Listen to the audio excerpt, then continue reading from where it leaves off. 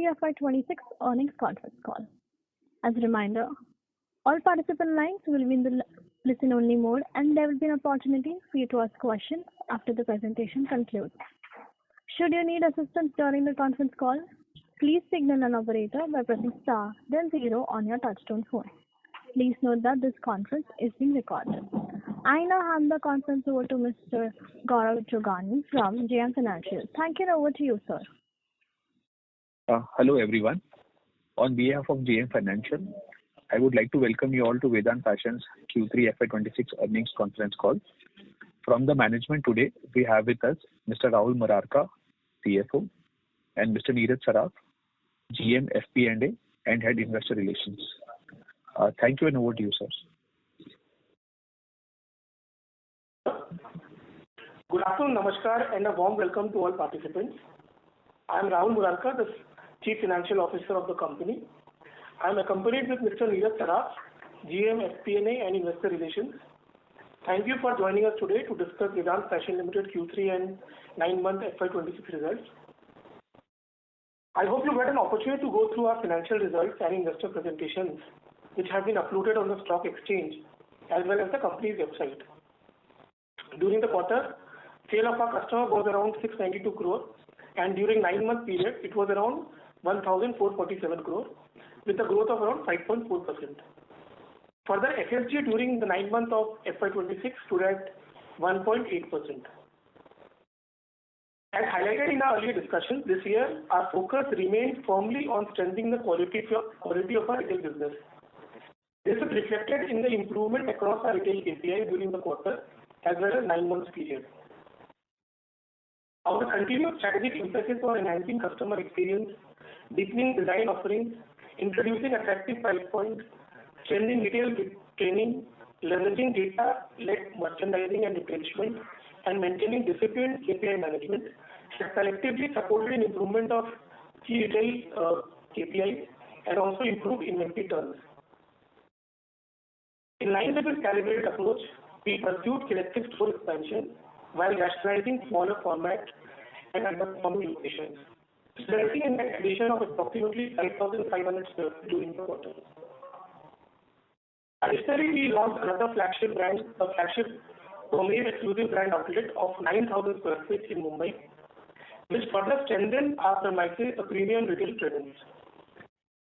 During the year, we executed an integrated marketing strategy across our brands and channels, leveraging a balanced mix of digital and traditional platforms to enhance brand visibility, sharpen brand positioning, and deepen consumer engagement. Our initiatives included category-led campaigns, new wedding collection launches, festive and occasion-based promotions, store-level activations, and influence collaborations. A key highlight during the quarter was the successful launch of the Manevar Shadi Show, a 6-episode YouTube podcast hosted by famous celebrity Karan Johar. The series explores interesting take on modern India wedding planning, blending humor, celebrity conversations, and expert insights. It features well-known celebrity personalities, industry experts, celebrity couples like Preeti Karbanda and Pulkit Samrat, covering themes across wedding fashion, styling trends, photography, bridal entries, and evolving customer expectations. The series also explored topics such as real wedding stories, the evolution of wedding fashion, the growing influence of social media, and the importance of preserving wedding memories. The show has delivered strong viewership and very positive feedback, which further strengthened long-term brand equity through celebrity-led storytelling, reinforcing our connect with the modern Indian wedding customers. Additionally, we continue to strengthen our brand portfolio through focused campaigns across levels. Mohe carried forward its Mohe Rang campaign, celebrating its India's vibrant festive spirit, and Twamev built further momentum around its truly you proposition through new collection launches and influencer-led storytelling. Mebaz launched its new campaign, Celebration Begins with Mebaz, and Divas executed targeted digital and social media initiatives during key festive periods to expand reach and engagement across marketplaces. Collectively, all these efforts have enhanced brand positioning and consumer appeal across platforms, with a positive impact expected to play out sustainably over the long term. Now, I would like to highlight the key financial performance metrics for the quarter and 9 months period 31st December 2025. Starting from Q3 FY26 performance update, revenue from operation during the period was around 492 crore. The company continues to report healthy gross margin of 65.7% and healthy EBITDA margin of 44.6%. The company reported best-in-class PAT margin of around 27.4% and a profit after tax stood at around 135 crore. Now coming to 9 months period, the company reported revenue from operation of 1,036 crore with a growth of around 1.7%.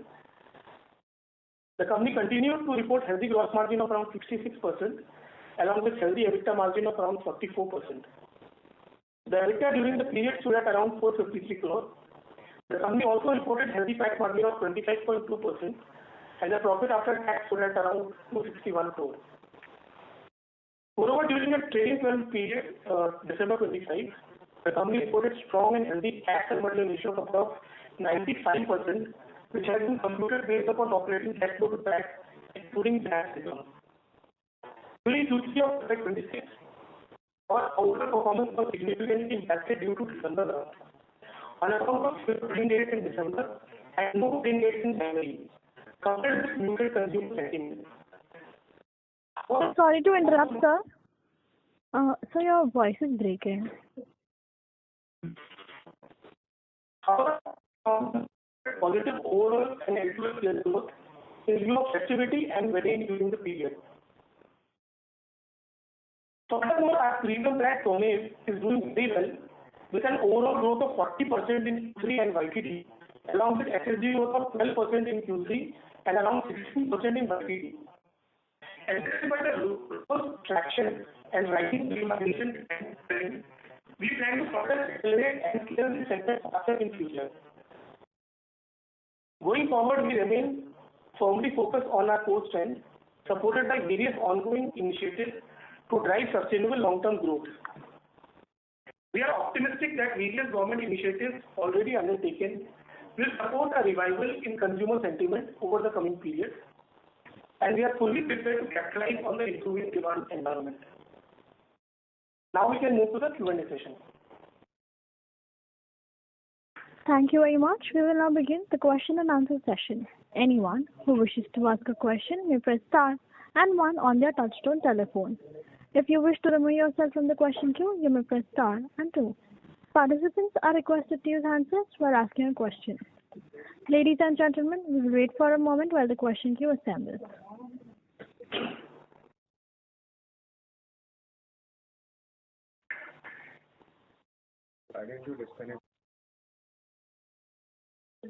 The first question is from the line of Tejas Shah from Avendus Spark. Please proceed. Hi, Ravi. Thanks for the opportunity. Hi. Ravi, we have seen compression in gross margin without commensurate acceleration in growth. So if you can start by kind of sharing your thoughts on gross margin compression and how to think about this trade-off that, let's say, if gross margin goes down, can we expect some acceleration in growth or both are not related, at least in the current market's construct? Thank you for your question, Tejas. So, in the earlier periods, Tejas, we have been able to achieve exceptional gross margin. This time in the current Q3, the gross margin got impacted majorly because of GST. Because as we have discussed earlier, in 90% of our products, GST rates have increased from 12 to 18%. However, following a balanced approach from a consumer lens and consumer perspective, we have not increased MRP of all the products. And hence we wanted to deliver products which are aspirational yet value for money. So accordingly, there is some level of one-time GST impact which has come on our revenue as well as margins and profitability, which we believe that will get normalized to a large extent in the upcoming period. As far as growth is concerned, we are working on different aspects. We are taking a lot of initiatives around designs, varieties, price points to be more competitive and how we can bring more fresh for the consumer, how we can improve the consumer experience. And we are doing different things. We are also taking a lot of marketing initiatives. And we started an annual Shadi show with Concall. We have also started a new campaign with Sing. So we are taking a lot of new initiatives which are not done historically. So we feel it's having the brand positioning, brand building. Sorry to interrupt, sir. I'll just disconnect your line and connect you again. Okay, sure.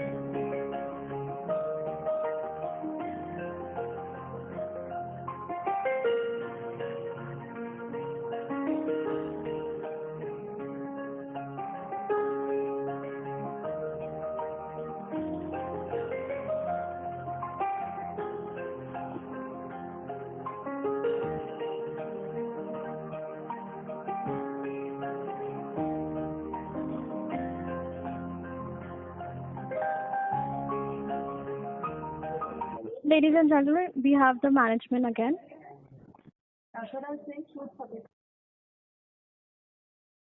So you may proceed. Yes, sir. So Tejas, I think, I don't know from where did you lose me during the conversation. On gross margin, I will just start from the beginning to be more relevant. So on gross margin, in the earlier period, we have been able to achieve exceptional gross margins. And during Q3 and this period, the gross margin got impacted because of GST. As you are all aware that in our segment, GST has increased from 12 to 18% in 90% of our products. However, we have not increased MRP to that extent, considering the balanced consumer approach and to ensure that we deliver products which are aspirational yet value for money. And as a result, there has been one-time impact of GST in our revenue as well as profitability, which we feel will get normalized to a great extent in the coming periods.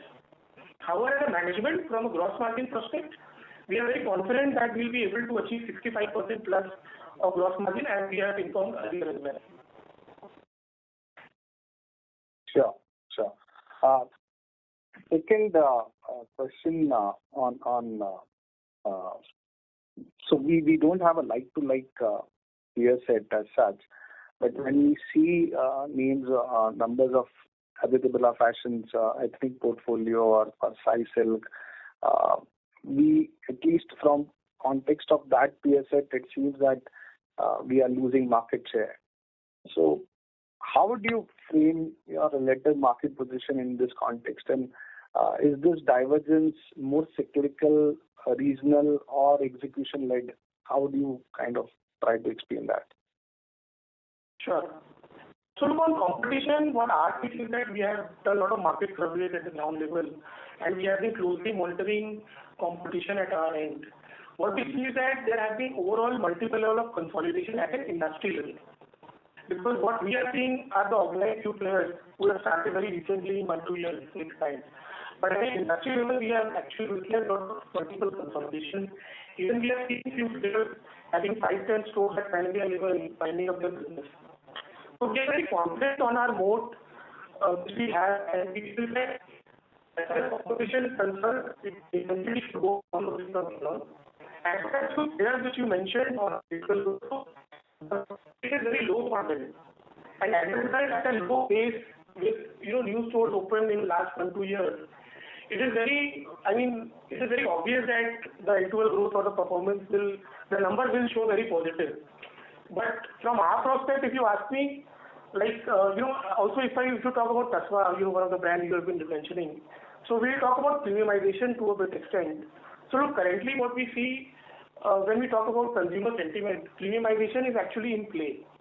So our brand Tomev also has been doing exceptionally well during Q3 as well as the YTD period, which is a premium segment. And it is, of course, a base is low as the other competitors also you mentioned. So when we talk about our brand Tome, which is a premium segment and doing pretty well, exceptionally well, I would say. In Q3 we report 12% SSG growth. In YTD we reported 16% SSG growth, and overall we reported 40% overall growth. And with the kind of figures that we have, it is very encouraging, and we have plans to faster expand it in near future. So that is how we look at competition as of now. Got it. I'll get back in queue for more questions. Thank you. Thank you. Thank you.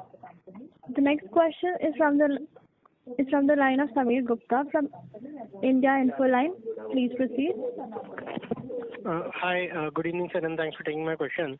So firstly, I understand there has been a peculiarity due to wedding dates this quarter, but even when the quarter started, you would not have expected a decline in sales. So there would be some more additional factors that have come in this quarter. Would it be helpful if you could highlight some of those as to what exactly has happened, apart from, of course, the wedding dates mismatch? Sure. So I'll give the entire conversation on the Q3, why Q3 got impacted, and which will cover the other factors also for me. Thank you for your question. So basically our Q3 performance got impacted because of January month, because this year there were no weddings in January at all, no single date of weddings. Because last year there were 11 wedding dates in January. Furthermore, in December also, this year there were only 3 dates till 6th of December, wherein last year it was pretty scattered till 14th of December, and there were 6 wedding dates.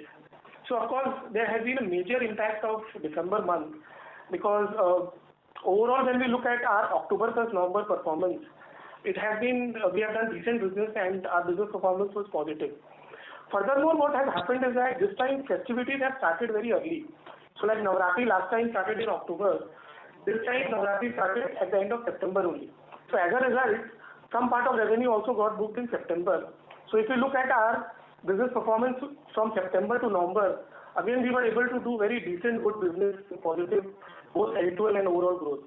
However, it is the month of December that got so significantly impacted that the overall Q3 performance got impacted.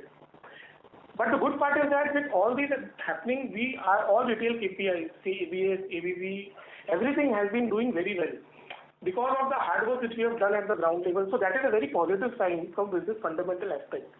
Now, what more important factor which is playing, as you mentioned, Samir, that what we were not knowing is that the impact of consumer sentiment.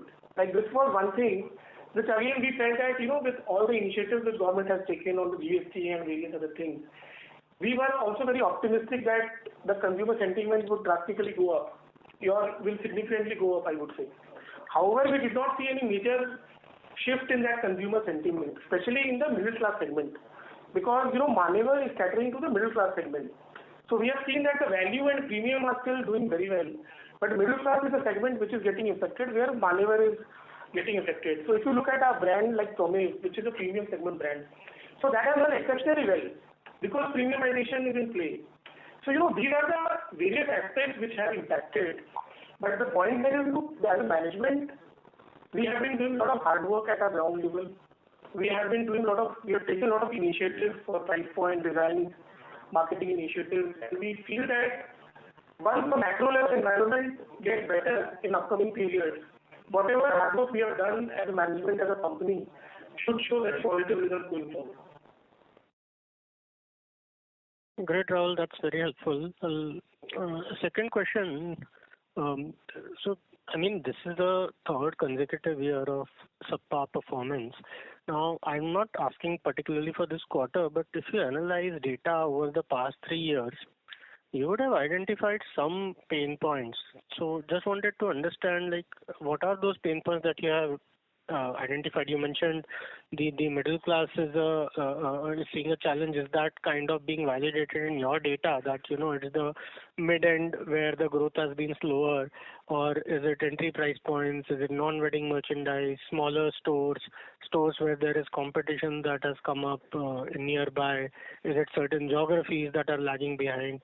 Any kind of analysis on this will be helpful. Sure.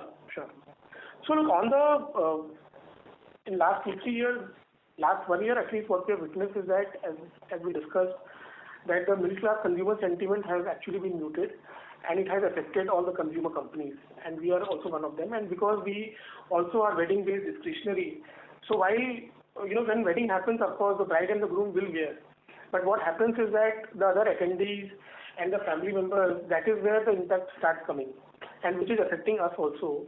That is on the consumer sentiment, which has been affecting us for last at least 1 year, I would say. On the competition, as I explained, that of course after we did the IPO, a lot of stores have opened, more than organized, I would say, unorganized. A lot of players have opened, but we have seen a lot of consolidation, multiple level of consolidation also at the ground level, which we have already seen. And even the new players, even the organized players who started opening 2-3 years back stores, even they have closed the stores. But major consolidation has already been started happening at the ground level for the unorganized player and overall industry level. So of course, competition would have some impact, but when we monitor performance of our store where competition is there and where competition is not there, we don't see any major delta. In fact, the data which we come across of a store where just nearby competition has come up, we see a slightly positive delta also, which also surprises in a way. So that is where we understand that there's something else which is there apart from the competition. And as far as of course, so that is why consumer sentiment is something which we felt. And as far as price point is concerned, look, as I mentioned, that we have taken a lot of initiatives on ensuring that we have entry price point. Also, we have done a lot of work. Like I'll give you an example. Like for kurta set and jacket, there's one price point called 2624. We have strengthened a lot in this price point to ensure that our products are very competitive at a very attractive price point. So after GST, it was good for us also and more helpful for the consumers. So we have taken a lot of these. We have done a lot of market surveys on the price points and how we can improve ourselves from a price point wise and from a designing perspective also, and have done a lot of groundwork at the ground level, so that whenever things improve, we will be in a position to leverage that positivity. So just a follow up here. So competition is consolidating. Your efforts are in place, but recovery on growth still is contingent on overall macro pickup. Is that a fair understanding? Absolutely. Or you feel there is like confidence now that next year you will probably add retail area which has been missing this year? Yeah, that is another thing. You have rightly highlighted that. Because this year, strategically we were focusing on improving the quality of our retail footprint to improve the overall quality of our business from a long-term sustainability prospect. But we feel that our store expansion should start normalizing from next 2-3 quarters. So of course, from the upcoming financial year, we expect that the store opening should also start normalizing. So that will be another lever of growth for us, which currently, because strategically we were not focusing on that, it was not there. So that will also help a lot in future. Got it, Rahul. That's very, very helpful. Come back in the queue for any follow-ups. Thank you.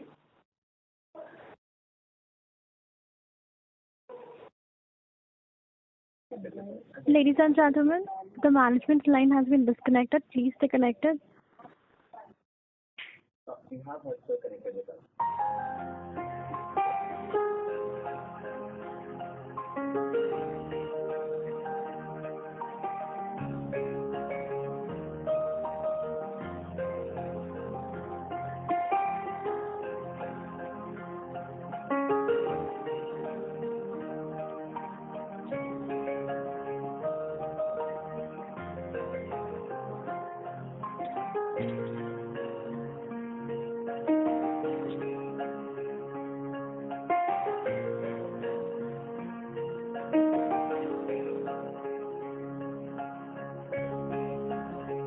Ladies and gentlemen, we have the management on the line with us.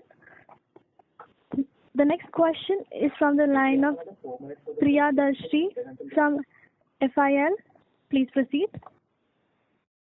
Hi, thanks a lot for taking my question. So I would once again, like you to talk about the growth aspect. So I just want to ask, if we look at our performance over a year, like over trailing 12 months or something, I think within that period the number of tradings would be normalized, right? I mean, that should be our assumption. So I think if we are still not able to grow, is it because the category itself is losing relevance and, trends that we used to mention that, we are moving to more traditional wear during weddings, etc. And that trend has stalled. And secondly, in this GST environment, are the unorganized players at an advantage given that, they, I don't know, I mean, whether they would be competing properly or something like that, because of which, and they would be discounting more. So are these factors also playing out? Thanks. Thank you for your question. So, as far as the trend of traditional wear is concerned, we have been the lead players motivating people for encouraging people to wear Indian wear over the years. And that has really played a lot positively across. And that is where we can see a lot of competition also coming up. So if we also look at recent, high-profile weddings, then we have seen that, even foreigners are wearing Indian wear and attending the weddings. And 99% plus attendees are wearing Indian wear. So from an industry prospect, Indian wear is actually into play, and it is doing really well, not only in weddings but also across festivities and celebrations. And thankfully, we have been able to have those campaigns which have helped overall improvement in sentiment and overall motivating everyone to wear Indian wear over the years.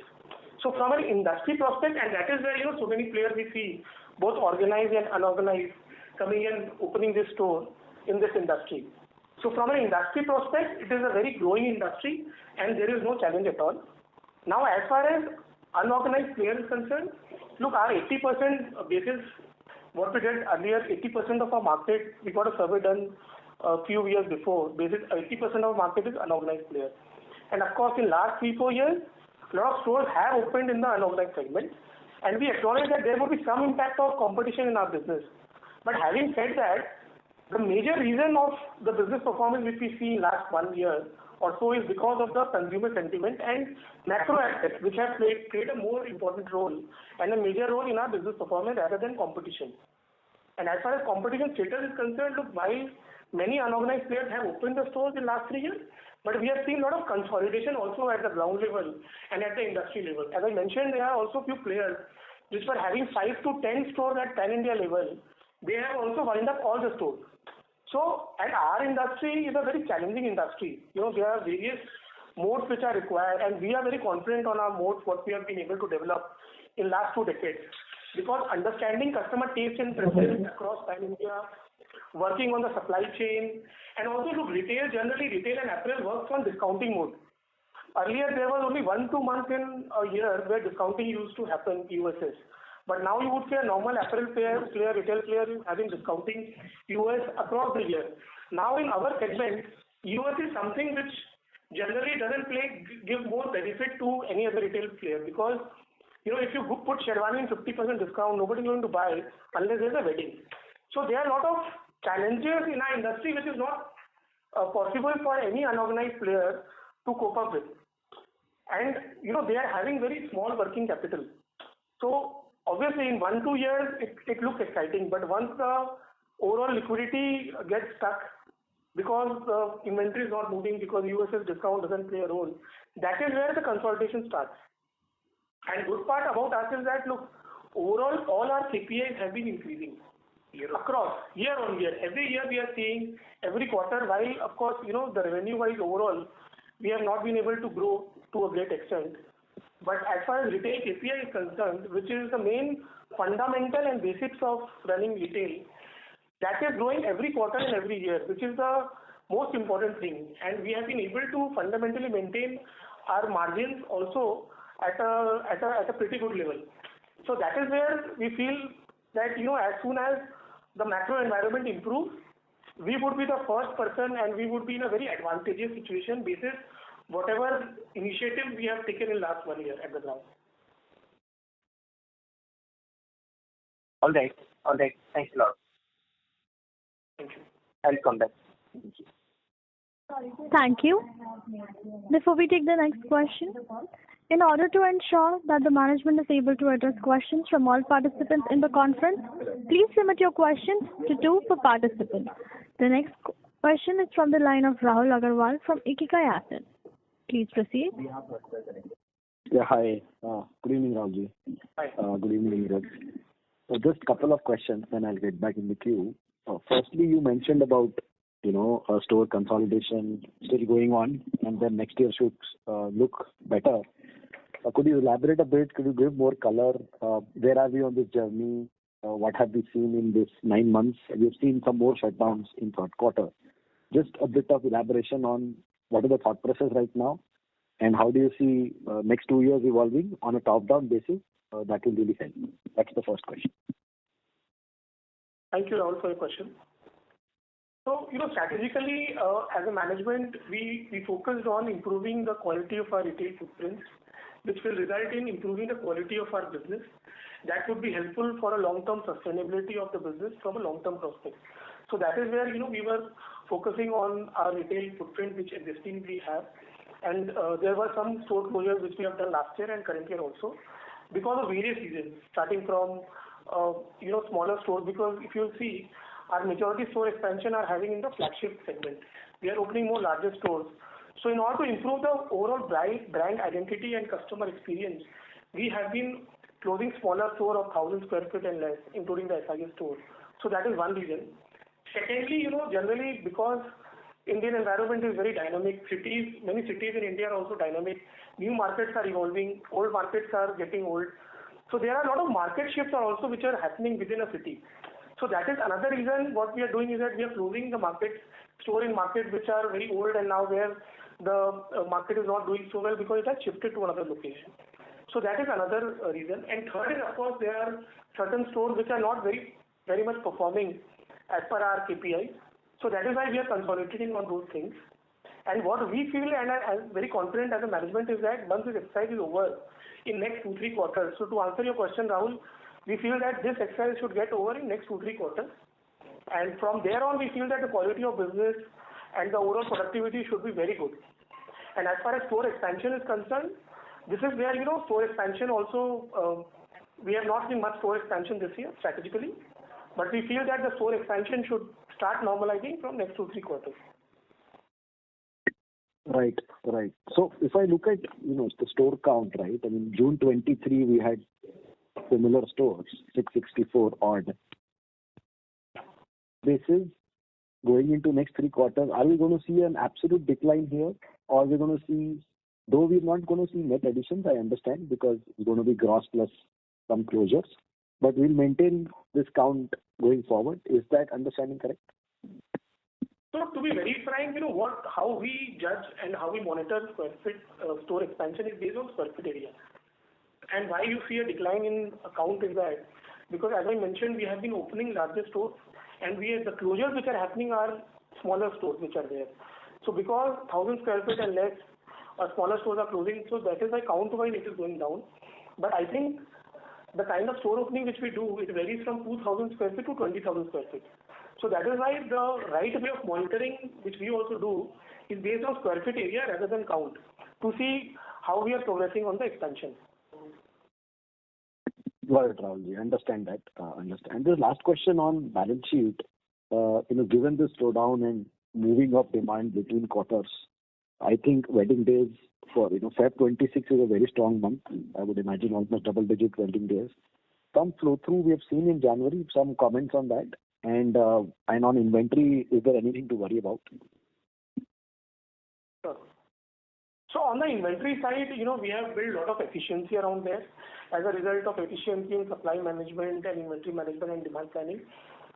As a result, we have seen improvement in inventory turns as well, which is actually something amazing to have from a business perspective, because we are able to do much more business with lesser inventory turns. So basically, from that perspective, inventory levels have really improved at our warehouse as well as at the store. As far as January is concerned, as we discussed, there were no wedding dates at all in January. Considering that aspect, we have been able to do decent business in the month of January. Got it, Rahulji. Thank you so much for answering. I'll get back in the queue. Thank you. Thank you. Thank you. The next question is from the line of Ashish from InvestQ PMS. Please proceed.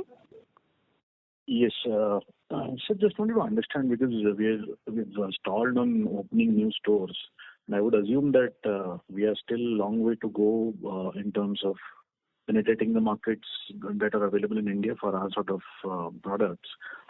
So, is it to? I mean, it sounds like the ROIs on those investments may not come immediately, or maybe might be lower than what your company ROIs would be or paybacks would be. But does it make sense to just stall the entire process because we think that the markets are not supportive enough? Because maybe the ROIs are not like maybe 30-40%, and maybe it's like 20%. So, as a businessman, how one would approach this? Sure. Thank you for your question. So two things are there. First of all, look, last year, if you look at FY25, on a net basis, we did open 85,000 square feet. And that too is also on a net basis because there were closures also. So at a gross level, in last year, we did decent openings.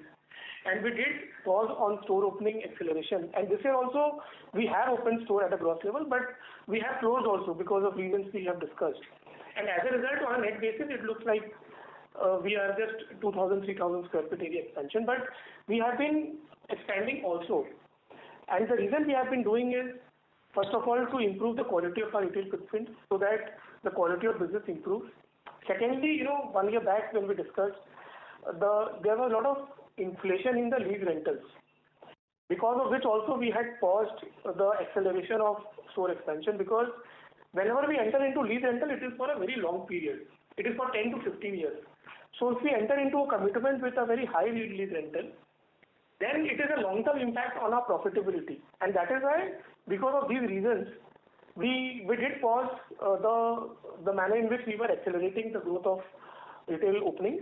But having said that, the fact is that we have been still opening even last year, and currently also we have had some good gross openings. And we feel that this exercise of consolidation will get over in next around 2 quarters. And from there on, we feel that the store expansion will get normalized as it was happening earlier. A follow-up on that would be, would you say that the paybacks on the new stores has elongated versus what you used to see in the past? Not really. Actually, to avoid that, we have done this because, as I mentioned, that to avoid a scenario wherein we get into a very commitment of very high rental, we didn't want to get into that situation. And that is why, because we are into a franchise business. So we are very cautious and we have a very proper approach on store opening so that we ensure that wherever we open store, we ensure that not only we make money, but the franchisee also makes money. So we open the store only with the context where both of us are able to make good amount of money. So the point is not that we were seeing that the ROI will not be low, but because of, if you look at our store expansion, in last 2-3 years, we have opened at least around net on basis, around 7 lakh stores in the store area, which is a huge store expansion. So we also wanted to review those ones which we have already opened. But the question was not on the ROI. The question was how we can improve the existing fleet which we already have, and how we can wait for the right moment to come when we can accelerate our store expansion. So, store expansion is already in our hand because we have all the mappings of the market, the cities where we need to expand. It is just about the right moment we are waiting. That is where we will accelerate that in next few quarters, as I mentioned. Okay. Actually, sir, is it likely to be a problem with the festive wear category itself? Because there are different retail businesses having different directions. Because in certain mass retail, we are seeing that the SSGs and everything is growing very well. So, would you comment on that? Is it specific to category, or generally the market is not great? Because numbers speak something different for other people. Sure. So look, overall, this industry has been really doing very well, as we discussed. Overall, the industry has been doing very well, and that is where we see so many players coming up as well as consolidating. But the point is that this industry itself is very difficult to work upon. It is not a very easy industry to work upon because consumer taste and preference are very different. Every region, every city. India is a complex country, look, with different taste and preference across markets, cities and states. So it is very difficult industry to work and survive and grow from here on. So that is the reason we see some consolidation already happening. But from an overall industry perspective, it has been really doing very well. When we compare with any mass or a value retail or a premium retail, as I mentioned, in India, middle class segment is something which has actually got impacted in last 1 year when it comes to consumer sentiment. But if we talk about value or when we talk about premiumization, those are the areas which have actually not got impacted. So that is where we see, as I mentioned, that our premium brand Tome is doing exceptionally well, while Manyavar being in the middle class, mid-premium segment has been impacted because of the current macro environment. Okay. Thank you so much. Thank you. Thank you. The next question is from the line of Azharuddin from Samiksha Capital. Please proceed. Yeah, so thank you for taking my question. Most of my question was already answered. So just one question on we took some initiative on our cocoa stores in last quarters, and we invested around 11 crores as a capex as well. So just can you please share the initial performance insights? How are these stores performing in terms of revenue per square feet, store level EBITDA, and payback period compared to FOFO stores? And based on the pilot result, do we see a larger rollout of cocoa stores ahead? Thank you for your question. So look, as a model, we will continue with the franchise model which we have. So from future perspective also, largely our expansion would come from franchisee store only. As we mentioned in our earlier call, we had converted some franchisee store to cocoa store to do some experimentation and to try new things to see how what is the outcome of that. So from a future prospect, the expansion would be largely from franchise only and not cocoa model. As far as performance of these stores are concerned, it has been doing decently well. Apart from general the December region and whatever is there, but overall when we compare to the other stores in the same region, it has done decently well. They have done in parity what other stores have done. Okay. And how are you tracking the let's say average selling price of across your different brands? Let's talk about the Manyavar or the Tome or Mohe, Mebaz. So is there any data which you are tracking across your new product launch in the particular brand, or what? I just want to know the blended realization across the brand compared to your peers. So look, brand wise, we are having a complete track of ASP brand wise. So typically, because we have access to all the post sale which is happening in the franchise store. So our ERP is fully integrated for us, wherein we have full visibility of at what price, what products are being sold to which customers. So that is not a problem. So look, blended ASP for us is around 5,000 if you look at current YTD. And of course, the ASP of Manyavar would be below that, and the Tome would be higher. It would be in the range of 15,000 ASP, 15 to 16,000, and Mohe would be in the range of 7,000, 6,000. So that would be the breakup of ASP.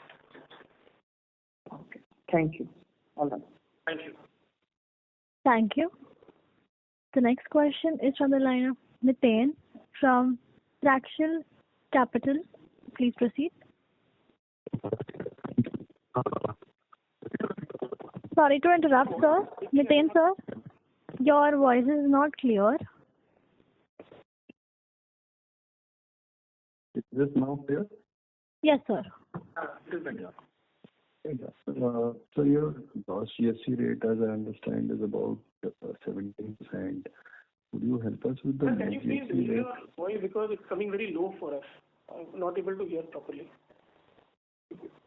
So your gross GST rate is about 17%. Could you help us with the net GST rate?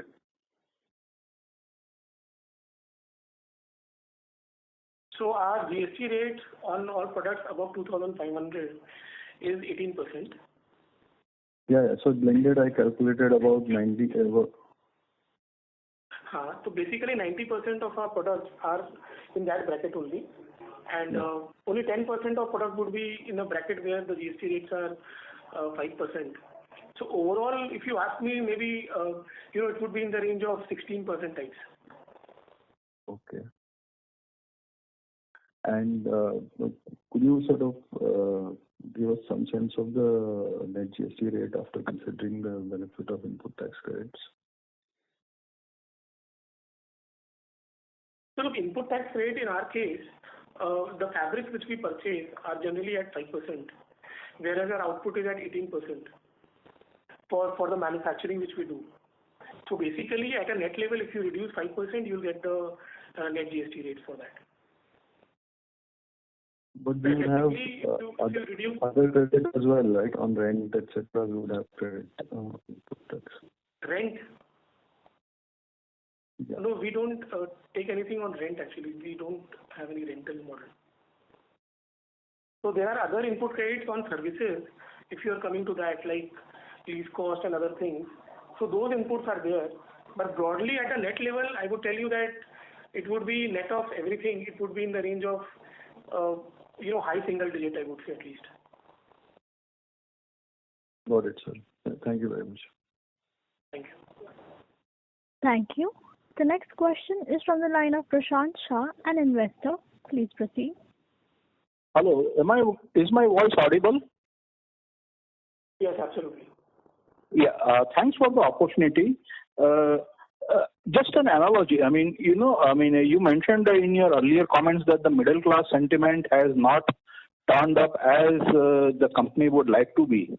As an analogy, gold prices have gone up exponentially.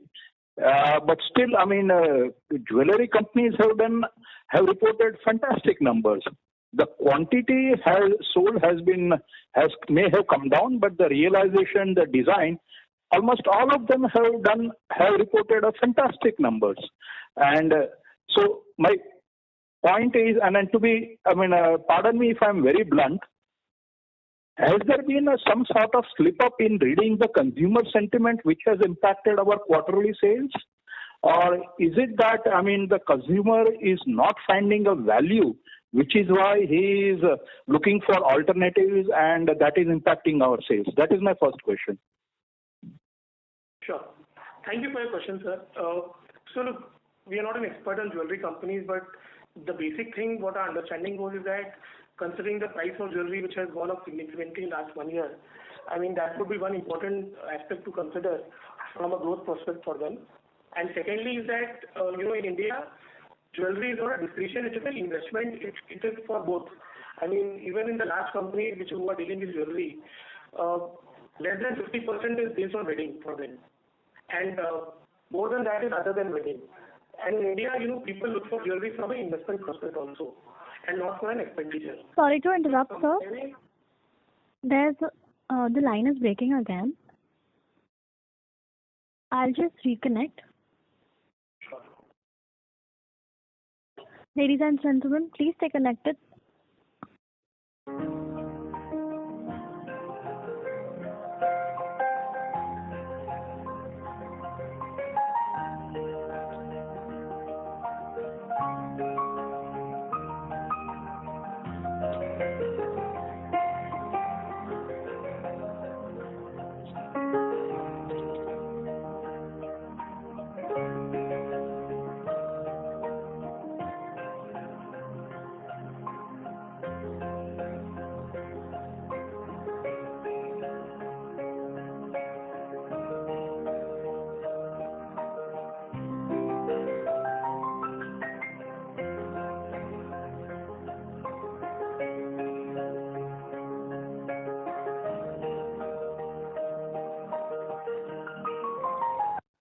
Ladies and gentlemen, we have the management connected. You may proceed, sir. Yeah, so I think I was able to explain the rush which is there on silver and gold, which may be driving the overall growth for the jewelry players. And the jewelry as a segment is not an expense, but also considered an investment from an Indian culture perspective. So not very comparable, to be very frank, with our segment. So from our reading, sir, the actual reason is because we have been closely monitoring our products performance, all retail KPIs.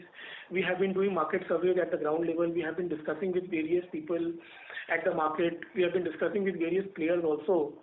So our understanding seems to be that the overall consumer sentiment at the middle class level are actually impacted, which is majorly affecting our business. Apart from the wedding dates which did play a very important role. Because if you look at overall our revenue also, as we mentioned, if we exclude December month, then in the festivities and celebration we have been able to do decent business. But of course, with more positive consumer sentiment, we could have done better as well. But overall, when we talk about Q3 performance, it is majorly because of December and January wedding leg, along with the muted consumer sentiment, of course. Well, I mean, we'll have to go with that, but because, jewelry was one example, but otherwise, if you say wedding venues, airlines, hotels, wedding coordinators, I mean, all of them seem to be doing a roaring business, but if you say so, I mean, fair enough. I mean, my second question was, in one of your earlier calls, you had mentioned that lease rental inflation you consider at 4% per year. So a growth below 4% would be a degrowth. Is my understanding correct? So thank you for your question. I actually don't recall that we did give any commentary. What we mentioned is that we have generally lease term of 10 to 15 years, and every 3 years, generally 3 to 4 years, there's an escalation clause which is there for around say 5% or plus of escalation in the lease rental. So that is how we are, and because we enter into lease rental for long-term basis, say for 10 to 15 years. So if we commit on an environment where the lease rental at a high rate, then it becomes a long-term commitment for us. So in light of the recent, what you just Sorry to interrupt, Mr. Prashant. May we request you to join the question queue? Madam, this is an add-on to that only. I mean, this is the last one. Is the company thinking of renegotiating any of the lease rentals and in view of the recent business trend? Yeah, absolutely. So look, we do renegotiate lease rental wherever we feel that there's an opportunity, considering the overall market situation. We always do that as a normal process. Okay. That's all. I wish you all the best. Thank you so much. Thank you. Thank you. The next question is from the line of Prerna Jhunjhunwala from Elara Securities. Please proceed. Thank you for the opportunity. Just wanted to understand the mix of cities, how the demand has been panning out, whether cities paying in some segment of cities like tier 2, tier 3, because you are the widest available brand in the organized space. So is there any opportunity or challenge that you see in tier 1, tier 2, tier 3 that has been affecting you in some way, or is now available for opportunity? In both ways, I would like to understand the geography of our brand visibility. Thank you, Prerna, for your question. So, at a YTD level, we don't see any gap geographically, to be very frank. But on a quarter-on-quarter basis, there are various reasons why different geographies do behave differently.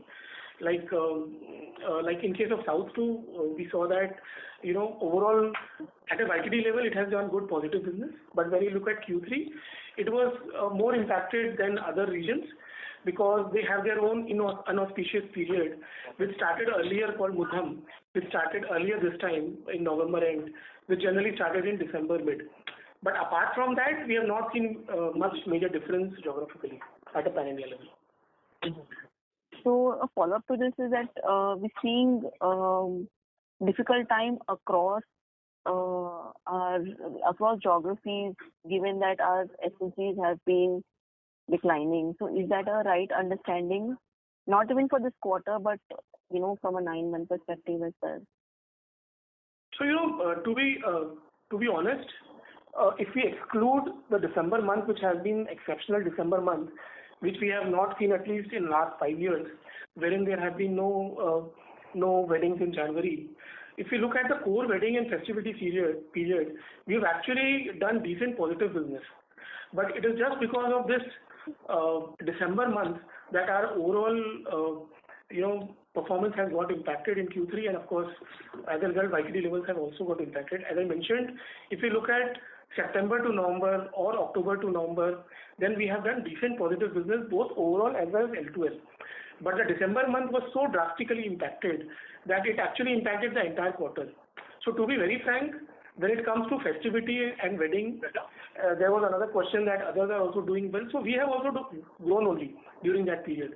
But it is just because of the wedding calendar, because of the December month, it got so much affected in quarter 3.